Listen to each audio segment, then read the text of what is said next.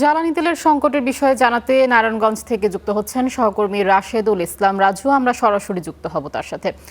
রাজু, শুভ সকাল আপনাকে। শুরুতেই সপ্তাহের প্রথম কার্য দিবস আজ।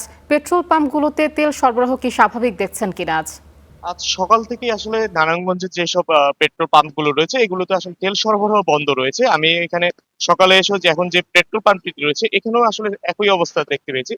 এই বিষয়ে আমরা যে পেট্রোল পাম্পের মালিক আছে তার সঙ্গে কথা হয়েছে। তিনি আমাদের যেমনটা জানিয়েছেন যে শুক্রবার এবং শনিবার আসলে ডিপো থেকে তেল সরবরাহ বন্ধ থাকার কারণে মূলত এই সমস্যার সৃষ্টি হয়েছে। তবে আজ থেকে আবারও ডিপো থেকে তেল সরবরাহ শুরু হলে সকাল 10টা থেকে এই পরিস্থিতি স্বাভাবিক হবে। আমি আপনার বর্তমান আপনাকে একটু চিত্র আপনাদের দেখানোর চেষ্টা করছি।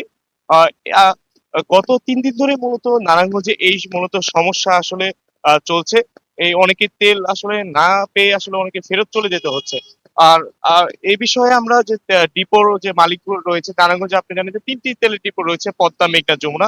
3টি ডিপোতেই আমরা কথা বলেছি। তারা আমাদের যেমনটা জানিয়েছেন যে তাদের কাছে আসলে পর্যাপ্ত তেল মজুদ রয়েছে। তবে আসলে যারা পাম্পের মালিক আছে তাদের অতিরিক্ত চাহিদার কারণে আসলে তাদের তেল দিতে কিছুটা আসলে হিমশিম খেতে হচ্ছে।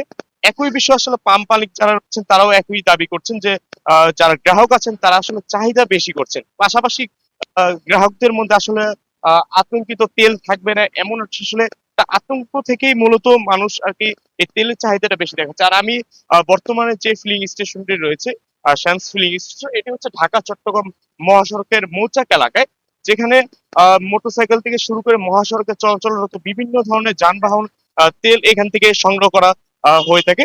এদিকে গত 2 দিন আগে আমরা মেঘনা ডিপোর যে সহকারী ব্যবস্থাপক মাহমুদ রহমান তার সঙ্গে কথা হয়েছে। তিনি আমাদের যেমনটা জানিয়েছেন যে আসলে তেল থাকবে না এমন আসলে আতঙ্ক থেকেই মূলত গত বৃহস্পতিবার যেসব তেলের ট্যাঙ্ক লরি আছে দীর্ঘ আসলে সারি লক্ষ্য করে, এর ফলে একটা যানজটের সৃষ্টি হয়। সচরাচর যেখানে বিকেল 5টা পর্যন্ত আসলে তেল সরবরাহ করা হয়ে থাকে, সেদিন রাত 2টা পর্যন্ত তেল সরবরাহ করতে তারা বাধ্য হন।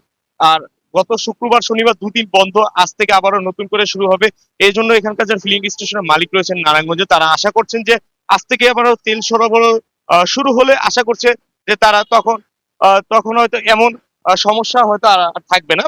আহ এই মোটামুটি বলা চলে যে নারায়ণগঞ্জে এখন যারা যেসব তেলের ফিলিং স্টেশন গুলো রয়েছে, এর ফলে যারা যানবাহন চালক রয়েছেন, গ্রাহক রয়েছে, তাদের আসলে এখানে দুর্ভোগ নিয়ে আসলে ফেরত চলে যেতে হচ্ছে। এই বিষয়ে তারাও আসলে চরম ভোগান্তির কথা আমাদের কাছে স্বীকার করেছেন। এই ছিল মূলত নারায়ণগঞ্জ থেকে আমার কাছে সবশেষ তথ্য। রাজু, আপনাকে ধন্যবাদ। দর্শক, নারায়ণগঞ্জ থেকে রাশেদুল ইসলাম রাজু জানাচ্ছিলেন যে পেট্রোল পাম্পগুলোতে তেল সরবরাহ এখন পর্যন্ত বন্ধ রয়েছে।